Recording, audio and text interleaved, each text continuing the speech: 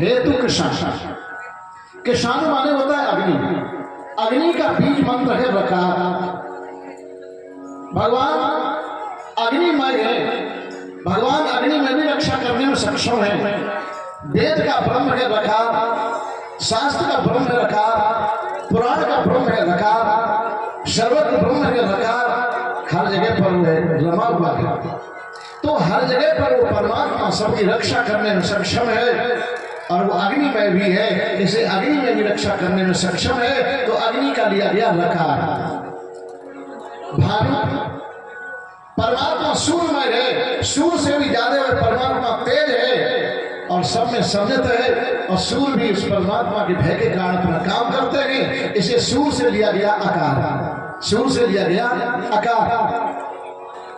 इसके उपरांत कहा कि हिमकर को वो परमात्मा बर्फमय है, माने परमात्मा इतना ठंडा है कि बर्फ से भी ज्यादा ठंडा है, इसलिए हिम माने होता है बर्फ। तो बर्फ में से लिया गया मकार, बर्फ में से लिया गया मकार। तो देखो अग्नि का रकार, सूर्य का आकार और बर्फ का मकार, लकार आकार मकार तीनों को जोड़ दो तो राम बन जाता है। इसलिए वो अग्नि में भी रक्षा करने में सक्षम है। प्रहलाद जी ने कहा तो आवा को कब खोलोगे? बोले कल। तो बोले कल जब मैं आ जाऊं तब तुम आवा को खोलना, और जब तक मैं कल ना आ जाऊं तब तक आवा को मत खोलना।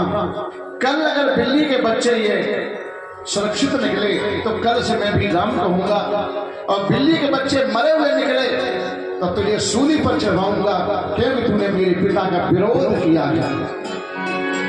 इतना कह के प्रहलाद जी चले गए। कुमारी आवा पर ही बैठी रह गई। विचार किया अग्नि से आज तक कुछ भी नहीं बचा, अग्नि ने सबको जला डाला, ये बच्चे भी जले हुए निकलेंगे तो ये निश्चित है कि कल मुझे भी मरना पड़ेगा। वहीं पर बैठी रही, रोती रही, हे राम इन बच्चों की रक्षा करना, हे राम इन बच्चों की रक्षा करना। सवेरा हुआ, कुमारी के आंखों से आंसुओं की धारा जमीन तक एक हो रही थी और जमीन पर आंसू बह करके चल रहे थे। इतने में प्रहलाद जी वहां से चले, कुमारी के पास में पहुंचे। जाके तो क्या देखा कि कुमारी की आंखों से आंसुओं की धारा निकल के जमीन तक एक हो रही है और आंसू जमीन पर बह करके चल रहे हैं। तो धर्म का पहला लक्षण है दया। धर्म के लक्षण 10 लक्षणों में से पहला लक्षण है दया। प्रहलाद जी धर्म पर चलने वाले थे, प्रहलाद जी के अंदर दया उमड़ पड़ी। प्रहलाद जी ने विचार किया, आहा अगर कहीं बिल्ली के बच्चे मरे हुए भी निकले तो मैं इस कुमारी की शिकायत अपने पिता से नहीं करूंगा। प्रहलाद जी कहने लगे, हे कुमारी तुम रो नहीं, आवा को खोलो और मैं ये जानना चाहता हूं कि वास्तव मेरे पिता राम या कोई दूसरा राम है। तुम रो नहीं, अगर बिल्ली के बच्चे मरे हुए भी निकले तो भी तुम्हारी शिकायत अपने पिता से नहीं करूंगा। हम ये जानना चाहते हैं कि वास्तव मेरे पिता राम या कोई दूसरा राम है, इसे तुम आवा को खोलो। कुमारी भगवान को याद करने लगी। याद का उल्टा कर दो तो बन जाता है दया। याद का उल्टा करके लिख दो तो हो जाता है दया। जब कोई प्राणी प्रभु को याद करता है तो प्रभु की इसके ऊपर अवश्य दया हो जाती है और उस प्राणी का मंगल हो जाता है। कुमारी के आंखों से आंसुओं की धारा बह रही थी, आवा को खोलने लगी, रोती जा रही थी और राम के नाम का स्मरण करती जा रही है, राम राम करती जा रही है। क्या हुआ?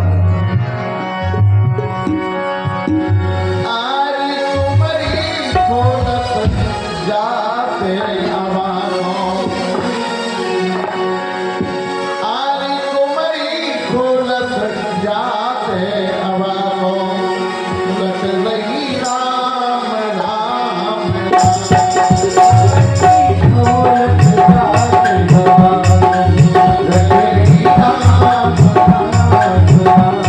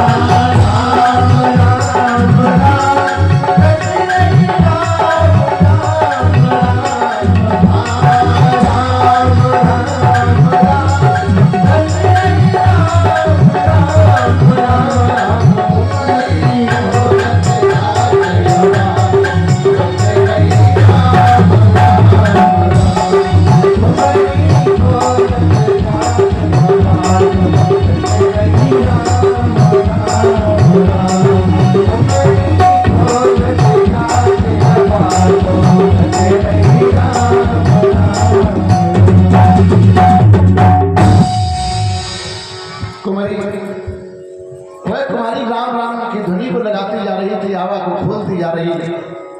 सारे आवा के बर्तन पके हुए निकले, बीच में 4 ग्लास सुरक्षित कच्चे रखे हुए जिनके पास अग्नि पहुंची ही नहीं। जैसे ही उन्हें हटाया, एकदम बिल्ली के बच्चे न सुरक्षित बैठे हुए थे, अपना शब्द कहते हुए वहां से भाग खड़े हुए।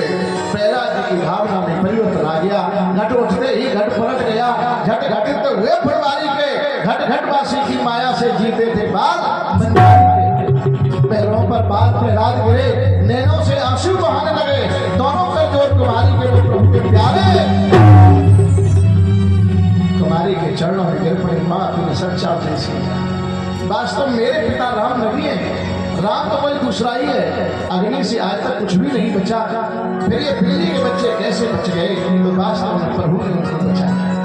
बस जो माता के पेट में इन शिक्षाओं को सीखा था, वह सारी शिक्षाएं प्रहलाद जी को स्मरण हुआ ही। बस प्रहलाद जी राम राम रखते हुए चरशाला में आए। इधर क्या हुआ कि 3 वर्ष पढ़ते हुए हो गए थे। एक दिन संडा मर्कों ने सजाया धजाया और प्रहलाद जी को लेके हुए हिरण्यकशिपु के पास में पहुंचे। हिरण्यकशिपु 18 हाथ नीचे राज सिंहासन पर बैठा हुआ था। जैसे ही प्रहलाद जी को दिया, उसने झपट के प्रहलाद जी को लिया, गोदी में बैठाना, सिर सूंघा, मुख चूमा, बदहस्त फिराया। मुख क्यों चूमा, सिर क्यों सूंघा? अन्य कथाओं को मैं भले ही कहना भूल जाऊंगा, लेकिन इस कथा को कहना मैं कभी नहीं भूलता। सभी माता पिता का परम कर्तव्य है कि जब भी आप लोग अपने बालक को, नाती बेटों को अपनी गोदी में उठाएं तो उनके सिर को जरूर सूंघें, मुख को जरूर चूमें। सिर सूंघने में, मुख चूमने में एक विशेष आशीर्वाद है कि जो माता पिता अपने बालकों के सिर को सूंघते रहते हैं, मुख को चूमते रहते हैं, उन बालकों की, उन माता पिता की आंखों के सामने मृत्यु नहीं होती, उनकी आयु बढ़ जाती है, वो दीर्घजीवी होते हैं। ये विशेष आशीर्वाद है। इसलिए सभी माता पिताओं का परम कर्तव्य है कि अपने बालकों के सिर को जरूर सूंघते रहें, मुख को जरूर चूमते रहें। उन बालकों की कभी भी माता पिता के आंखों के सामने मृत्यु नहीं होगी। देखो, ये चाहता है मेरे बालक की मेरे आंखों के सामने मृत्यु ना हो, और वही हिरण्यकशिपु प्रहलाद जी को मारने की लाख कोशिश करेगा, लेकिन नहीं मार पाएगा। क्यों? आशीर्वाद हो चुका है, मेरे सामने उसकी मृत्यु ना हो। गोदी में लिया, सिर सहलाता और पूछ लिया, बेटा प्रहलाद तुमने विद्यालय में कितना पढ़ा? प्रहलाद जी ने कहा, पिताजी मैंने विद्यालय में पहुंचने पर 9 क्लास पास किए। 9 क्लास पास किए। हिरण्यकशिपु बड़ा प्रसन्न हुआ। बालक को विद्यालय में पहुंचे 3 वर्ष हुए, 9 क्लास इसने पास किए। एक वर्ष में 3 कक्षा पास किए। बहुत होशियार बालक। लाला कौन से तुमने 9 क्लास पास किए? प्रहलाद जी ने कहा, पिताजी हमने ये क्लास पास किए हैं कि श्रवणम कीर्तनम विष्णु स्मरणम पाद सेवनम अर्चनम वंदनम दास्यम सख्यम आत्मनिवेदनम। हमने ये 9 क्लास पास किए हैं कि पहला क्लास पास किया भगवान की कथा को सुने, दूसरा क्लास पास किया भगवान की कथा को सुनने के बाद उसका कीर्तन करें, तीसरा क्लास पास किया भगवान विष्णु का स्मरण करें, चौथा क्लास पास किया भगवान की पाद सेवा करें, 5वां क्लास पास किया भगवान की अर्चना पूजा करें, 6वां क्लास पास किया है कि भगवान की वंदना करें, 7वां क्लास पास किया है भगवान का दास बन जाए, 8वां क्लास पास किया है कि भगवान का सखा बन जाए, और 9वां क्लास पास किया है कि आत्मनिवेदनम। जब अपने शरीर को छोड़े तो ये कह दे, तुदीम वस्तु गोविंदम तुभ्यमेव समर्पये। हे प्रभु, ये तुम्हारा शरीर है और तुम्हारे चरणों में निवेदित है। ये पिताजी ने 9 क्लास पास किए, और ऐसे हमारे ये 9 क्लास है, ना तो कभी 9 के 10 बने और ना कभी 9 के 8 बने। चाहे जितना मेरे क्लासों को बढ़ा के ले जाइए, कि हमेशा 9 के 9 ही रहते हैं, क्योंकि भक्ति एक रस है। ना तो भक्ति कभी घटती है, ना कभी बढ़ती है। 9 का भक्ति है, ये घटती बढ़ती नहीं है। चाहे जितना बढ़ाओ, जैसे कि 9 1 9 भक्ति 9 रही, 9 2 18 8 1 9 बन गई, 9 2 27 7 9 हो गई, 9 4 36 3 6 9 9 5 5 45 5 4 9 9 6 55 5 4 9 9 7 63 6 3 9 9 8 72 7 9 9 81 8 1 9 9 2 90 तो 9 हमेशा वो 9 की 9 ही रहती है, कभी न घटती है कभी बढ़ती है। परमात्मा एक रस है, भक्ति एक रस है, और जब भक्ति के द्वारा भक्त का भाव एक रस हो जाता है और तब वो एक रस परमात्मा को प्राप्त कर लेता है। अगर कोई प्राणी 9 भक्तियों को अपने जीवन में न उतार पाए तो कोई एक ही भक्ति को अपने जीवन में उतार ले तो भी जान लो प्राणी पास ही हो गया, और फिर वो प्राणी फिर होने वाला नहीं है। गोस्वामी तुलसी बाबा ने रामचरितमानस में 9 भक्ति के नीचे एक चौपाई पर लिखा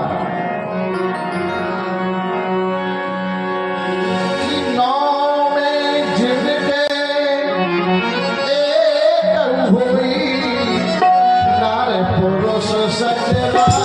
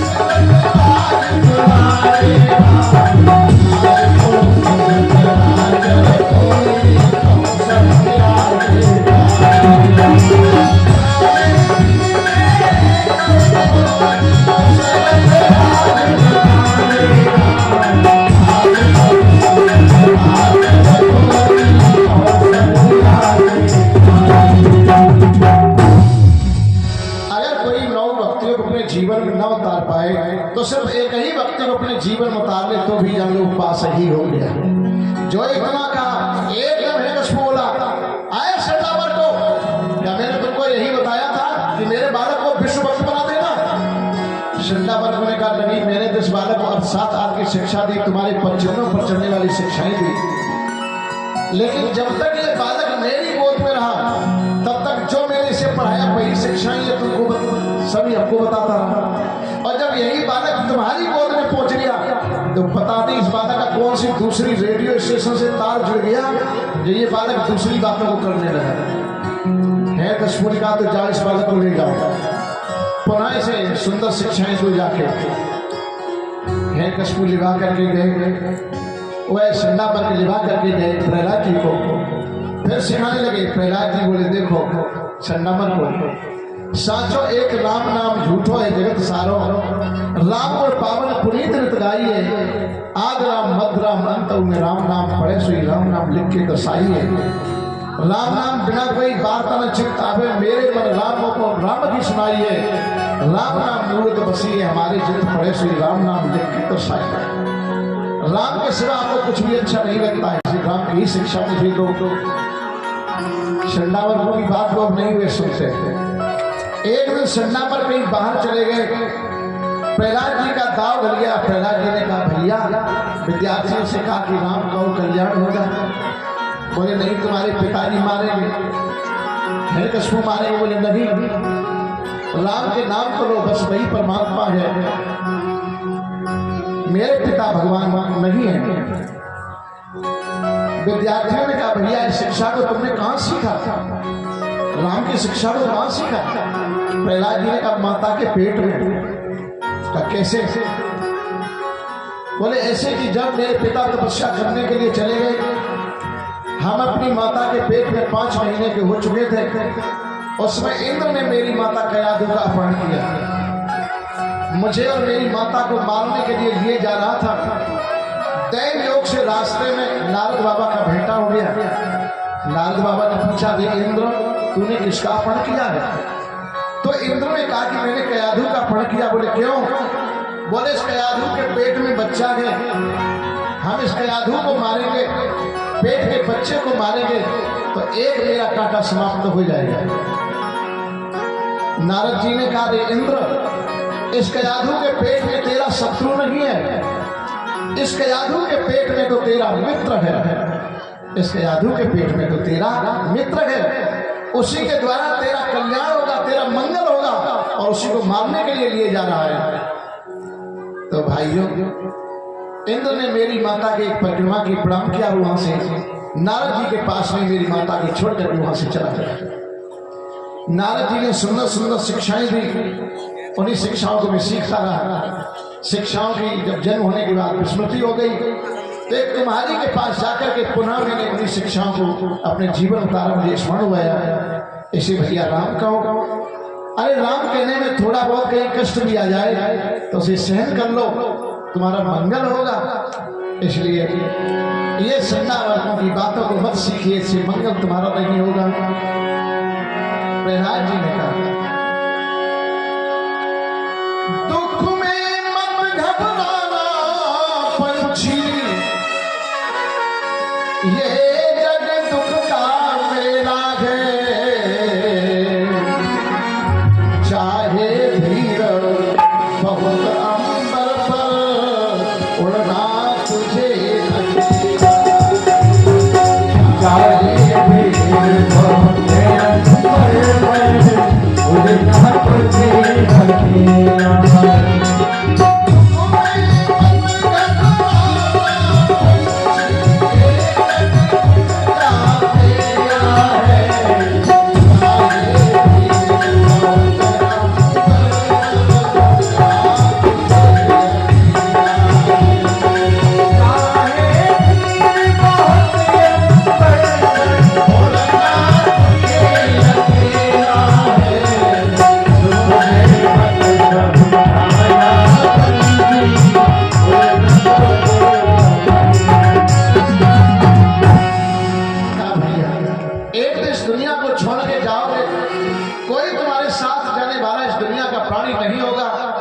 राम के नाम को लोगे तो जीवन दुनिया छोड़ के जाओगे, और राम का नाम ही तुम्हारे साथ जाएगा और तुम्हारा मंगल करेगा।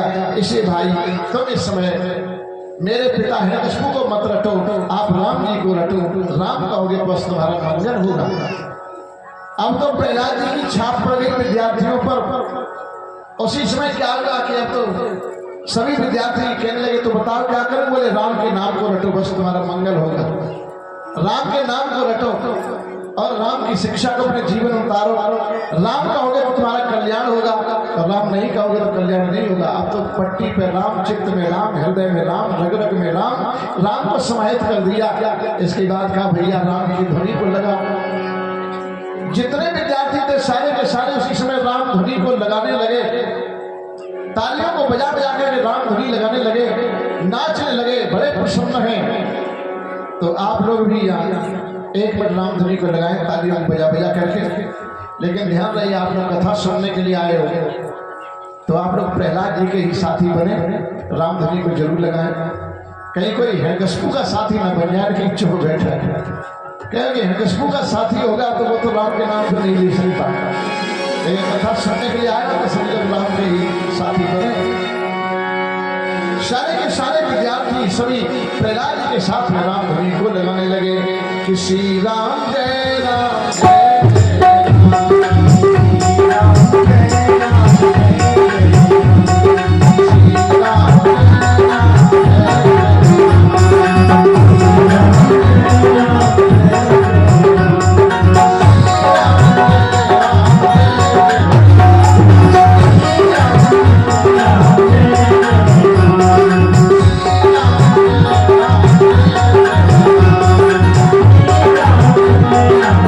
Yeah.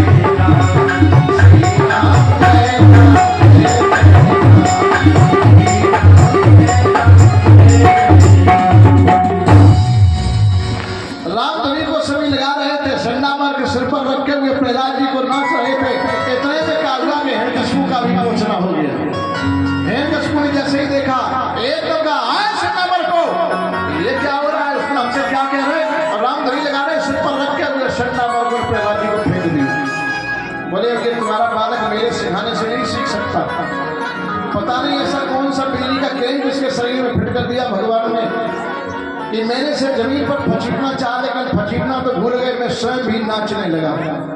हिरण्यकशिपु का तो मेरे पास लेकर के आओ। उसी समय हिरण्यकशिपु गया, 18 हाथ ऊंचे राज सिंहासन पर आरूढ़ हुआ, प्रहलाद जी को इसने गोदी में लिया और बस सिर को छूंगा, मुख छूंगा, बरस फिराया और कहा, लाला तुमने विद्यालय में क्या पढ़ा? प्रहलाद जी ने कहा, पिताजी चाहे एक बार पूछो चाहे लाख बार पूछो, मैंने राम के सिवा और कुछ भी नहीं पढ़ा। शंडामर को एकदम क्रोध आया, क्या तू राम के नाम को लेना नहीं छोड़ेगा? प्रहलाद जी ने कहा, पिताजी चाहे कुछ भी क्यों न करो, लेकिन मैं राम के नाम को लेना बिल्कुल नहीं छोड़ूंगा। एकदम उसने प्रहलाद जी को उठाया, अपने हाथों में ऊपर उठा लिया, क्या तू राम के नाम को लेना नहीं छोड़ेगा? प्रहलाद जी ने कहा, पिताजी तुम क्या कर रहे हो?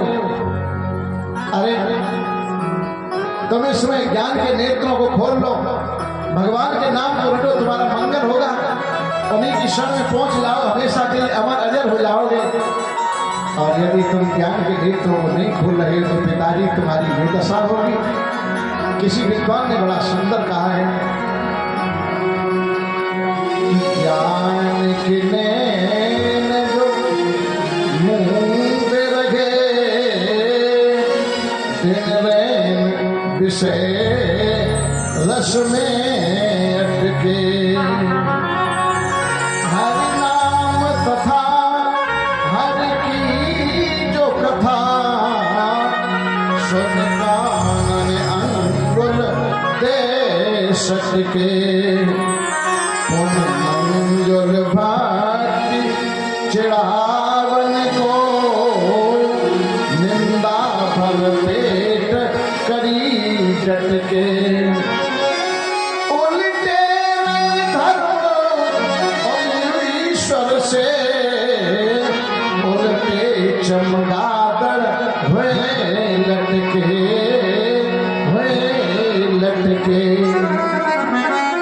पिताजी जो भगवान से उल्टा होता है, चमगादड़ बनाया जाता कि मुंह से ही खाओ और मुंह से ही मरमूल करते आ जाओ, यही दशाएं हो जाएंगी।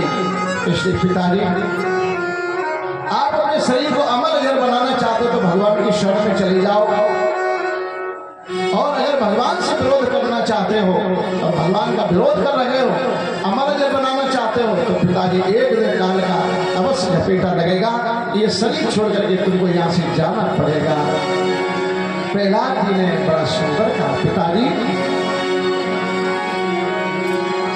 अरे काया पे गर्भ न करी और या एक दिन वो ये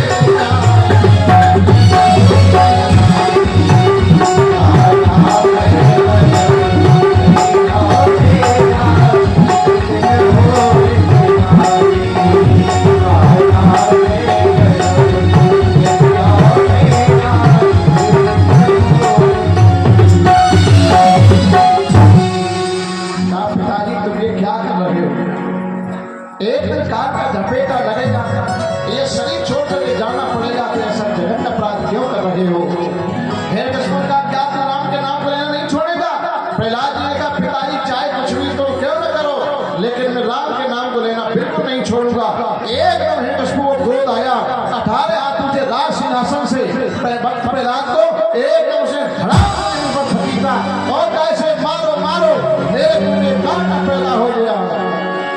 कुपित भयानक असुरी पुत्र पृथ्वी पे पटियो गर्जन करके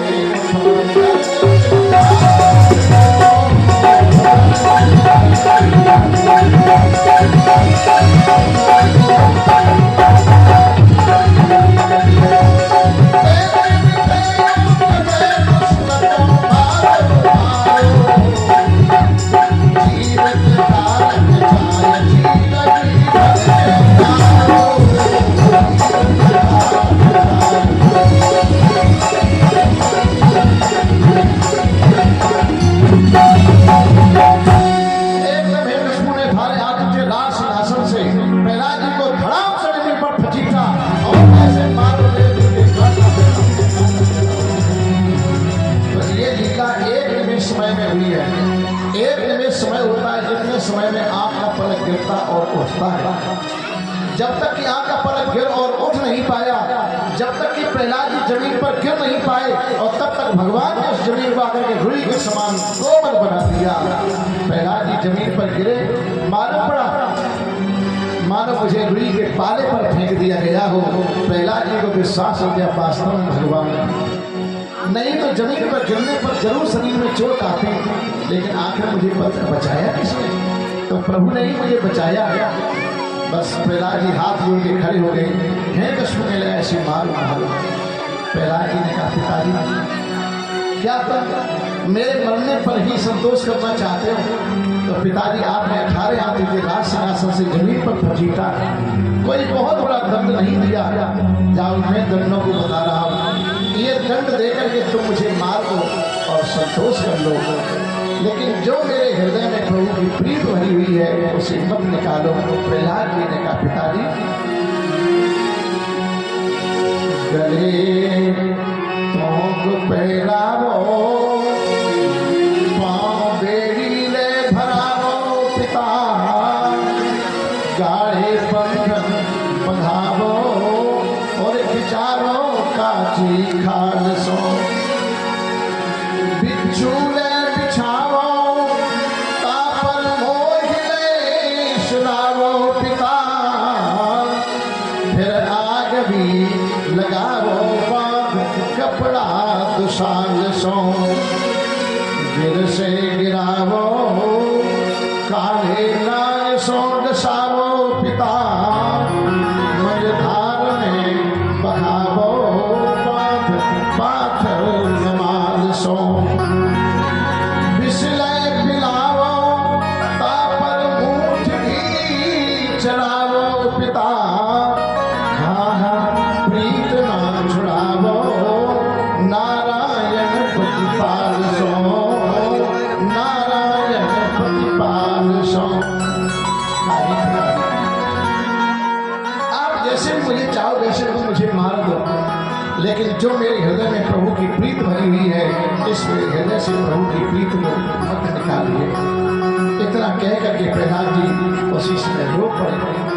उस दुष्ट को तनिक भी दया नहीं आई, कहने लगा आपको इसे मारना ही पड़ेगा। प्रहलाद जी को मारने के लिए उद्धत हो गया तो दंड देने लगा। दिग्गज दंत सूत्र अविचारा बात नहीं माया भी गर्दा नहीं भोजन। दिग्गज इसने दिग्गज हाथी को मंगवाया। महावत से कहा महावत मेरा बालक राम राम कहता हुआ हाथी को जाए शूल में भरवा करके प्रहलाद को जमीन पर छिपा देना, इसे मरवा देना, मेरा काटा समाप्त हो जाएगा। वही हुआ। प्रहलाद जी से कहा या तो हाथी के सामने जा या फिर राम के नाम को लेना छोड़ दे। प्रहलाद जी ने कहा राम के नाम को लेना नहीं छोड़ूंगा। राम राम कहते हुए प्रहलाद जी चले।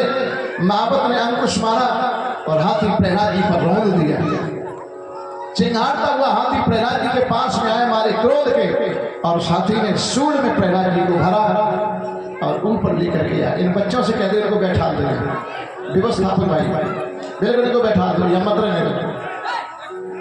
आप सभी लोग वहां देख रहे कोई कुछ कह ही नहीं रहा। बिल्कुल नहीं, इनको बस वहीं देखते रहे, बिल्कुल ना इनको यहाँ हटने ही मत दे, वहीं बैठा रहे, या इनको बाहर निकाल दो।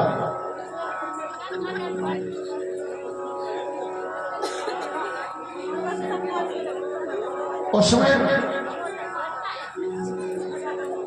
मारे क्रोध के हाथी ने प्रहलाद जी को अपने सूंड में भरा ऊपर लेके गया, जमीन पर फचीटना चाहा, लेकिन बिजली जैसा करंट लगा कि हाथी प्रहलाद जी को फचीटना तो भूल गया। हाथी ने सूंड में भर के प्रहलाद जी को अपने सिर पर धारण कर लिया और दो पैरों को ऊपर उठा लिया। वो हाथी भी नाचने लगा, हाथी भी नाचने लगा। हाथी ने प्रहलाद जी को नहीं मारा, इसने सोचा अब ये कैसे मरेगो, दंत सुकेश। इसके बाद इसने पीछियों की सेज लगाई, प्रहलाद जी से कहा बस इस पर लेटो या राम के नाम को छोड़ो। प्रहलाद जी कहने लगे राम के नाम को नहीं छोड़ूंगा। बिच्छुओं की सेज पर प्रहलाद जी लेट गए, करवटें बदलने लगे। बिच्छू इतने भोले हो गए कि मसल जाते हैं, लेकिन एक भी बिच्छू डंक को चलाता ही नहीं है। प्रहलाद जी की रक्षा। इसके बाद विचार करने लगा अब ये कैसे मरेगो। पहाड़ से गिरवाया, समुद्र में फिरवाया, हर जगह पर प्रहलाद जी की रक्षा हुई। नाना प्रकार की मायाओं का इसने प्रयोग किया, सर्पों से घुसवाया, सब जगह पर प्रहलाद जी की रक्षा हुई। अंत में इसने सोचा अब ये कैसे मरेगो, तो गर्दन में जहर देने के लिए तैयार हुआ। अब ये मरेगो, पर ये जहर पियोगो कैसे। विचार किया ये अपनी माता कयाधु से बहुत प्रेम करता है, कयाधु इस पर बहुत प्यार करती है। कयाधु के द्वारा इसे जहर दिलवाया जाएगा। हिरण्यकशिपु ने कयाधु को बुलवाया और कहा कि हे कयाधु, देखो तो मैंने तुम्हारे बालक को बहुत समझाने की कोशिश की, लेकिन इसने एक भी मेरी बात को नहीं माना, ये उल्टा ही चलता रहा। तो कयाधु अब अंतिम मेरा प्रयास है इसे मारने के लिए। कयाधु ने कहा क्या प्रयास है। कहा मेरे पास में हरा हर जहर है, इस तुम्हारा हर जहर को ले जाओ, तुम भी इस पर बहुत प्यार करती हो, इस जहर को ले जाना। प्रहलाद जी से कहना हे बेटा प्रहलाद, ये हम द्रव्य लेकर के आई तो इसे पी लो। वो विचार नहीं करेगा, तुम्हारे हाथ के द्वारा दिया हुआ जहर प्रहलाद पान करेगा और जहर को पान करते ही करते हलाल जहर है, प्रहलाद की मृत्यु हो जाएगी, मेरा कांटा समाप्त हो जाएगा। जाओ अपने बालक प्रहलाद को जहर देकर के मार दो। जैसे इतना कहा अपने बालक प्रहलाद को जहर देकर के मार दो, उसी समय क्या हुआ कि कयाधु इतना सुनते ही सुनते और मूर्छित होकर के धड़ाम से जमीन पर गिर पड़े। इसके बाद जब कयाधु होश में आई, आंखों से आंसू टपकने लगे, घबराती हुई आंखों से कयाधु ने कहा स्वामी तुम ये हमसे क्या कह रहे हो। दुनिया में ऐसी कौन माँ होगी जो पुत्र को जन्म देने के बाद और स्वयं ही वह जहर देकर उसे खाएगी। आज तक शास्त्रों में, पुराणों में, वेदों में, सब में यही लिखा गया कि माताओं ने पुत्रों को प्यार दिया है, लेकिन माताओं ने कभी पुत्रों को खाया नहीं है। स्वामी जब आज मेरे द्वारा तुम मेरे पुत्र को जहर दिला करके और मरवाओगे और हम जहर देकर के अपने पुत्र को खाएंगे, तो इतिहास के पन्नों में पहला इतिहास लिखा जाएगा कि दुनिया में कयाधु भी ऐसी माँ हुई थी कि जिसने अपने भक्त बालक को स्वयं जहर देकर के खाया था, स्वयं जहर देकर के अपने पुत्र को मारा था। इसे हे स्वामी तुम ये हमसे क्या कह रहे हो। जैसे भी तुम मेरे पुत्र को मारना चाहो और वैसे मेरे पुत्र को मार दो। जब भी तुम मेरे पुत्र को मारने की कोशिश करते थे, दंड देते थे, उस समय वो दंड हमको सहन तो नहीं होते, क्योंकि ये मेरा छोटा बालक मेरी कोख को झाड़ करके आया, मेरी कोख को पूछ करके आया, उस बालक पर मेरा अगाध प्रेम है। जब तक मेरे पुत्र को मारने की कोशिश करते थे, उस समय पति होने के नाते में तुमको भी नहीं रोकती और पुत्र होने के नाते में बालक से भी क्या कह सकती थी। उस समय एकांत में जाकर के मैं पुत्र याद करके रो लेती, लेकिन मैं क्या कहती, पर स्वामी तुमने मेरे पुत्र को मारने की बहुत कोशिश की। असहाय बालक है, अरे कौन सी बहुत बड़ी अवस्था है जिसकी 5 वर्ष की 8 वर्ष की उम्र हो रही है, कभी न कभी सीखे वो, लेकिन पर तुम मारना ही चाहते हो तो जैसे भी हो तुम उस बालक को मारिए, लेकिन हमसे क्यों कह रहे तुम जहर देकर के अपने पुत्र को खाओ। इतना कहकर के कयाधु फूट फूट करके रोने लगी। हिरण्यकशिपु ने देखा अभी ऐसे जहर नहीं देगी। उसी समय हिरण्यकशिपु ने म्यान से तलवार को खींच लिया, तलवार को ऊपर उठाया। या तो कयाधु तू अपने प्रहलाद पुत्र को जहर देकर के मारेगी या फिर मेरी तलवार के द्वारा तू मरेगी। कयाधु ने विचार किया कहीं पुनः मैंने मना कर दिया तो हम तलवार से मरेगी तो मरेगी और जहर खा करके मरेगी तो मरेगी। अगर मैंने मना कर दिया तो ये तलवार से मुझे भी मार देंगे, जहर बचेगा, जहर मेरे बालक को दिया जाएगा तो मेरा बालक भी मारा जाएगा। तो कयाधु तुम तलवार से ना मरो, तुम जहर खा करके मरो। चलो जहर को ले लो और ये कह दो कि हम अपने पुत्र को जहर देंगे, लेकिन अंदर जाने पर कयाधु तुम स्वयं ही जहर को पी लेना। कयाधु अंदर जाने पर तुम स्वयं जहर को पी लेना, तुम जहर पी करके मर जाओगी, जहर नहीं रहेगा, तुम्हारा बालक तब भी बच जाएगा। देखो माता का ये होता है पुत्र पर प्यार। स्वयं मरने के लिए तैयार हो गई लेकिन पुत्र को नहीं मारना चाहती। कयाधु ने जहर के प्याले को ले लिया, अंदर राजभवन में जा रही थी तो जब भी कयाधु कोई सुंदर व्यंजन बनाती थी, कोई सुंदर पदार्थ लेके आती थी तो कयाधु सबसे पहले अपने प्रहलाद को वह पदार्थ या व्यंजन खिलाया करती थी, बाद में स्वयं खाती थी। आज कयाधु ने प्रहलाद को नहीं बुलाया। प्रहलाद बालकों के साथ खेल रहा था। प्रहलाद ने देखा पता नहीं मेरी माता को कितना सुंदर व्यंजन या पदार्थ मिला जो आज स्वयं ही मेरी माँ खाने के लिए जा रही, आज मेरी माता ने मुझे क्यों नहीं बुलाया। मालूम पड़ा है कि आज से ज्यादा प्रिय व्यंजन मिला होगा। प्रहलाद जी ने बालकों को छोड़ दिया, भाग पड़े और अपनी माता के आके गले को पकड़ लिया और गले को पकड़ करके प्रहलाद जी लिपट गए और कहने लगे अरे भैया, जब भी कोई भी वस्तु तुम लेके आती तो पहले मुझे खिलाती थी, बाद में स्वयं खाती। आज पता नहीं कितना सुंदर तुम्हारे लिए पदार्थ दिया गया, व्यंजन मिला जिसे तुम अकेले ही खाने जा रही हो, तुमने आज मुझे क्यों नहीं बुलाया। जैसे ही इतना कहा उसी समय कयाधु फूट फूट करके रोने लगी। प्रहलाद जी ने कहा मैया, मैंने इस व्यंजन के विषय में पूछा, तुम रो क्यों गई हो। कयाधु ने कहा लाला, इस व्यंजन या पदार्थ के विषय में तुम बाद में बता पाएंगी, लेकिन मेरे रोने का कारण बना कि प्रहलाद तुमने कुछ गलतियां की, तेरी गलतियों के कारण तेरी माँ कयाधु को रोना पड़ा। प्रहलाद जी ने कहा मैया, हमने आज तक ये जाना ही नहीं कि हमसे गलती क्या हुई है। अगर कोई हमसे गलती हुई थी तो माँ तो हमको पहले ही बता देती कि बेटा प्रहलाद तुम ये गलती न करो, नहीं तो तुम्हारी माँ कयाधु को एक दिन रोना पड़ेगा। तो मैया मुझे बता देती, मैं कभी वो गलती नहीं करता जो तुझे रोना पड़ता। आज देखो तो मेरी गलती के कारण तुझे रोना पड़ा, लेकिन मैया अब भी मैंने नहीं जाना कि हमसे भूल हुई तो हुई क्या है।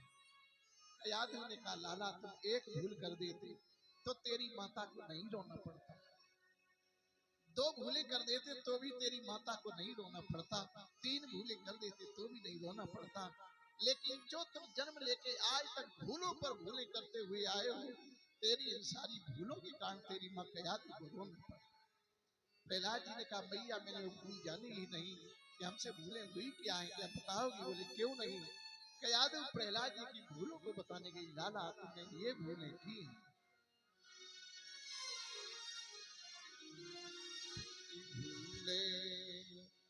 अनेकन की लाला ते जन्म लेके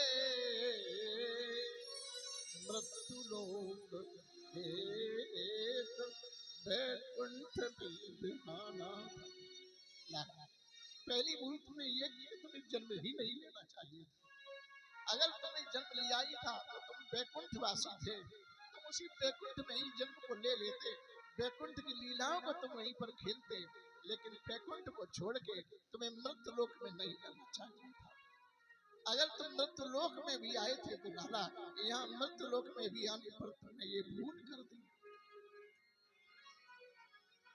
कि भूलें अनेकन की लाला ते जन्म लेके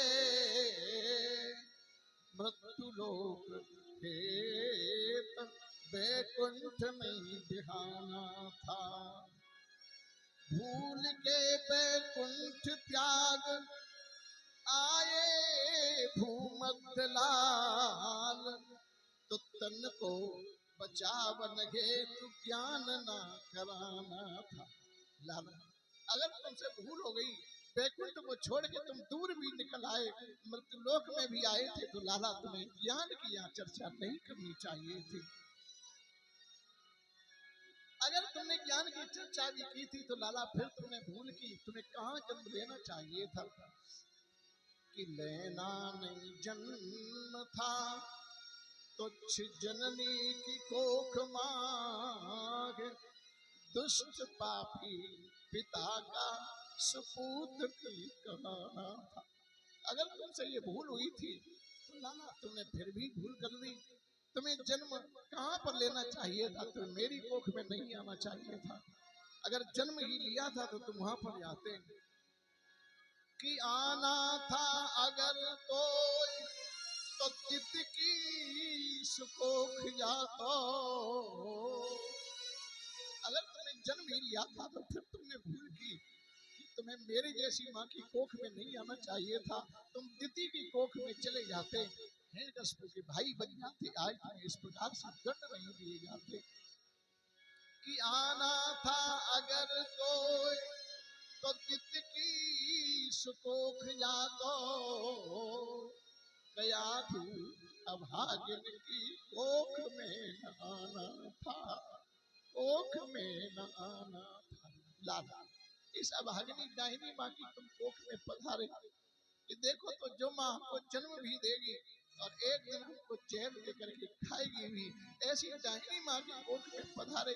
इस दाहिनी माँ की कोख तुम्हें बड़ी प्यारी लगी, जहाँ पर लाला तुम आए हो। इतना कहकर तो रो पड़ी। प्रहलाद जी ने कहा, माँ तुम वास्तव में मेरी माँ हो, लेकिन समय कुछ भी करवाए, समय कुछ भी करवाए, इसलिए तुम रो लगी।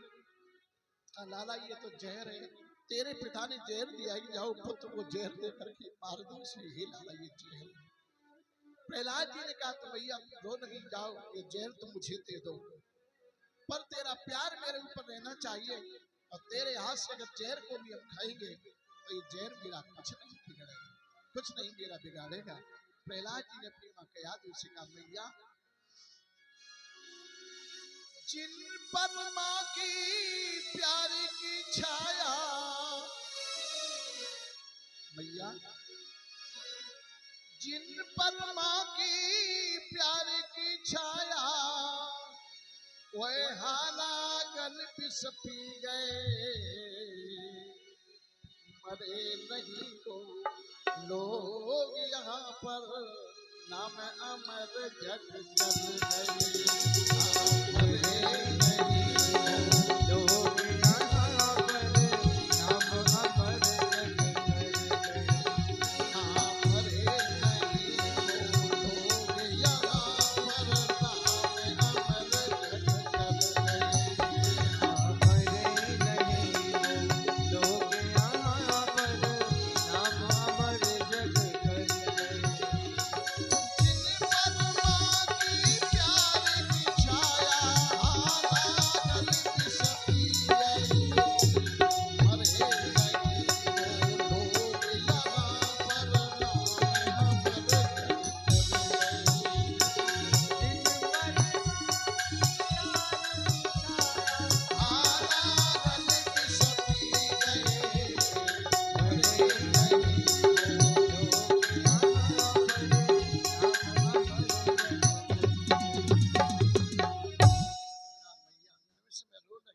तेरा प्यार मेरे ऊपर रहना चाहिए, देखना ये जहर मेरा कुछ भी नहीं बिगाड़ेगा, लाओ ये जहर मुझे दे दो। जैसे ही जहर मांगा, कयाधु ने कहा, लाला ये तुम्हारी वस्तु नहीं है, ये तो मेरी वस्तु है, हम इसे पान करेंगे। कयाधु ने जैसे ही जहर को लिया, मुख की ओर चलाना चाहा कि मैं इस जहर को पी लूं। प्रहलाद जी विचार करते हुए एकदम सोचे, अरे हम पुत्र शब्द को सार्थक करने के लिए आए हुए हैं, तो पुत्र शब्द का अर्थ होता है कि पू नाम नरक से और त्रयी माने पार करे। जो बालक अपनी माता को और पिता को नरकों से पार करता है उसका नाम होता है पुत्र। अगर कहीं मेरी माँ ने जहर को खा लिया तो मेरी माता को नरकों में जाना पड़ेगा, तो मैंने पुत्र शब्द कहाँ सार्थक कर पाया।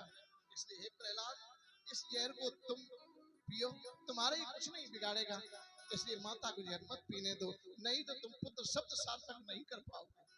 अगर कहीं जहर को तुमने पा लिया, कहीं मृत्यु को भी प्राप्त हो गए, तो भी तुम पुत्र शब्द सार्थक करके जाओगे। इसलिए हे लाला, अपनी माता को जहर मत पीने देना। उसी समय क्या हुआ, जैसे कयाधु ने जहर के प्याले को मुख की ओर चलाना चाहा, एकदम प्रहलाद जी ने एक झपेटा लगाया और माता के हाथ से जहर को छीन लिया और जहर को छीन करके प्रहलाद जी वहां से भाग खड़े हुए। एकदम कयाधु टकराती हुई भाग पड़ी और कहने लगे, हे बेटा प्रहलाद, तुम ज्ञानी होने पर ये अज्ञानता का काम क्यों कर रहे हो? हे बेटा प्रहलाद, तुम ज्ञानी होने पर और देखो तो अज्ञानता का काम क्यों कर रहे हो? प्रहलाद, दुनिया में देखा तो ये जाता है कि जब किसी बालक की माँ खत्म होती है, प्रहलाद, दुनिया में जब किसी बालक की माँ खत्म होती है, उसमें बालक अपनी माता की अर्थी को सजाता है। उसमें बालक अपनी माता की अर्थी को सजाता है और अर्थी को सजाने के बाद प्रहलाद, जब वह बालक अपनी माता की अर्थी को कंधे पर रख के और शमशान की ओर जब लेकर के चलता है, मरघटे की ओर लेकर के बालक जब अपनी माता की अर्थी को चलता है, तो देवता भी आकाश से फूल बरसाते हैं और प्रसन्न होते हैं। ये कहते, देखो तो बालक कितना सौभाग्यशाली है जो अपनी माता की अर्थी को और कंधे पर रख करके और शमशान को लेके जा रहा है। लेकिन ये प्रहलाद, जब किसी माँ का पुत्र और मृत्यु को प्राप्त होता है और जब बालक की अर्थी को माँ से जाती है, तो हे प्रहलाद, उस माता का जीने में जीवन नहीं रहता। यद्यपि उसके प्राण निकालने से नहीं निकलते, जीवन में भोजन भी करती है, बोलती भी है, हंसती भी है, सब बात भी करती, लेकिन उस माता को जीवित न समझो। जिस माता के आंखों के सामने से और जिस पुत्र की अर्थी उठ करके मरघटे की ओर जाए, जान लो उस माता के प्राण उसी पुत्र के साथ चले जाते हैं। फिर वो तभी तक जीवित है कि जब तक उसके शरीर से वो प्राण नहीं निकलते, लेकिन उसे जीवित न समझो। हे प्रहलाद, जब तुम निष्प्राण होकर के यहाँ जमीन पर गिरोगे, उसमें मेरा जीने में जीवन नहीं रहेगा। इसे हे लाला, ये जहर मुझे दो, मुझे पीने दो और मेरी अर्थी को लेके तू अपने कंधे पर चलना। प्रहलाद, तुम्हारी शोभा होगी, लेकिन तुम ये क्या कर रहे हो? टकराने लगी, भैया कोई रोक दो, मेरे बालक को जहर मत पीने दो। लेकिन जल्लाद खेले हुए खड़े, कौन रोकने वाला था? टकराती हुई कहने लगी, भैया खाए रही बातें आज लाला को, ना कोई करे सखाई, दागिन मातू लगी तो प्यारी, जो देने अपनाई।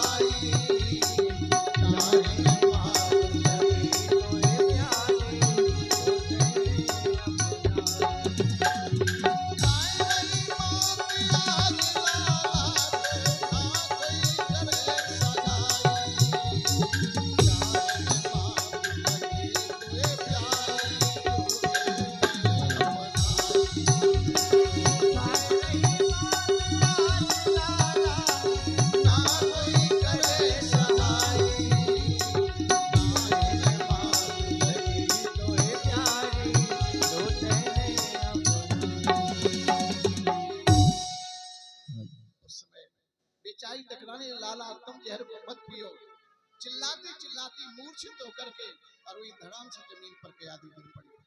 प्रहलाद जी ने देखा बस यही मौका है जहर को पीने का। अगर कहीं माता के देखते देखते तुमने जहर को पिया तो ये मां निश्चित रूप में अपने शरीर को छोड़ देगी। प्रहलाद जी ने उसी जहर को लिया और कहा, आए जहर, देख जहां से तू आया वहीं से मेरी माँ आई। तू मेरी माता का भाई बन गया तो मेरा मामा बन गया, मैं तेरा भांजा बन गया। कहाँ का इशारा किया? समुद्र मंथन का। समुद्र मंथन से ही जहर निकला, समुद्र मंथन से ही लक्ष्मी निकली। लक्ष्मी माता का प्रतीक होता है। तो कहा, देख तू मेरा मामा बन गया, मैं तेरा भांजा बन गया।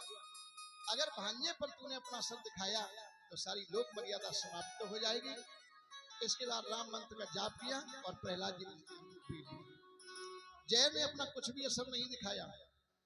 जल्लादों ने उस प्याले को लिया, हिरण्यकशिपु के पास पहुंचे, कहा वो एक मंत्र जानता है जिस मंत्र के प्रभाव से बच जाता। बोले दिखाओ प्रभाव। थोड़ा बहुत जेल लगा हुआ था, उसे जीभ पर रखा और कहा, देख जेल, जहां से तू आया वहीं से मेरी माँ आई। तू मेरा माँ बन गया, मैं तेरा भांजा बन गया।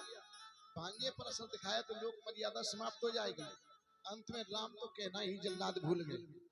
जहर को जैसे ही जीभ पर रखा कि गोविंदाय नमो नमः भूल गई, वह जल्लाद तो मारा गया। कयादू होश में आई, प्रहलाद जी को लिए छाती से लगा दिया, लाला जहर कहाँ है? प्रहलाद जी ने कहा, भैया जहर को तो मैंने पी लिया, कुछ नहीं मेरा बिगाड़ा। कयादू रोने लगी, भगवान मेरे लाला का कुछ भी न बिगड़े, पर प्रहलाद जी सुरक्षित बचे। इसके उपरांत हिरण्यकशिपु ने देखा अब ये कैसे मरेगा, इसलिए इसने ढूंढला के द्वारा जलवाने की भी कोशिश की, लेकिन वहां पर भी भगवान ने उसकी रक्षा की। इसके उपरांत मान क्या हुआ, अब हिरण्यकशिपु ने कहा बस अंतिम उपाय है, मैं इसको अब अवश्य मारूंगा।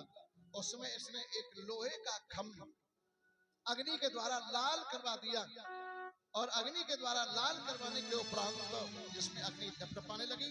प्रहलाद जी को बुलाया, हिरण्यकशिपु ने कहा अब मुझे बताओ, जीवन का जाम समाप्त हुआ, बतलाव धन का जाम कहाँ?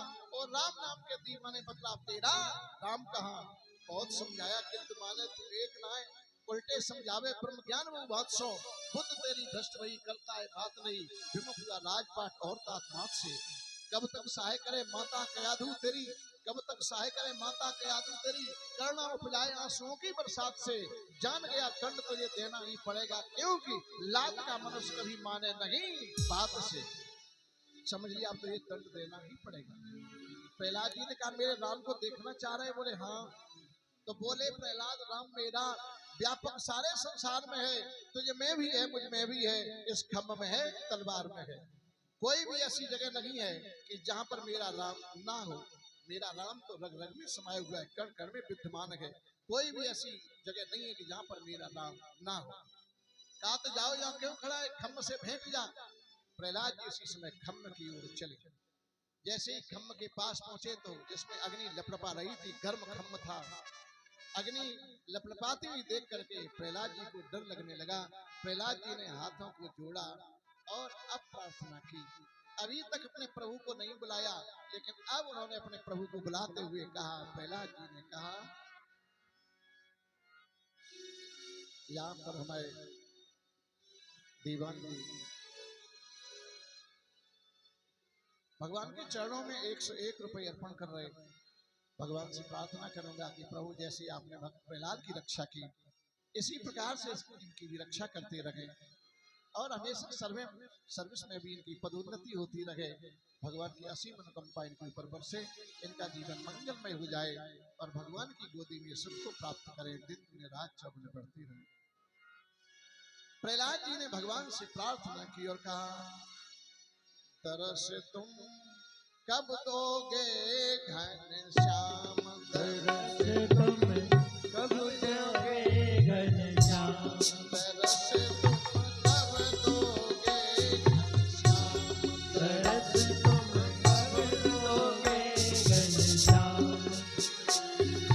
पिता हमारो पावन चाहत, पिता हमारा पारन चाहत, पिता हमारो पावन चाहत, पिता हमारा पारन चाहत। मेरे मन तमाम तरस तुम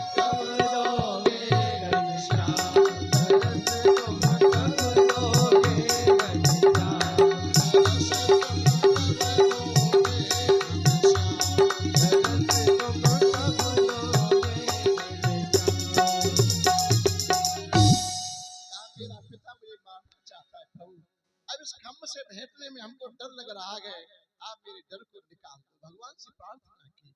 भगवान ने देखा अब मेरे भक्त को डर लग रहा है, यहाँ पर कोई भी उसकी रक्षा करने वाला नहीं है, चलो इस समय अपने भक्त की रक्षा करें। भगवान ने उसी समय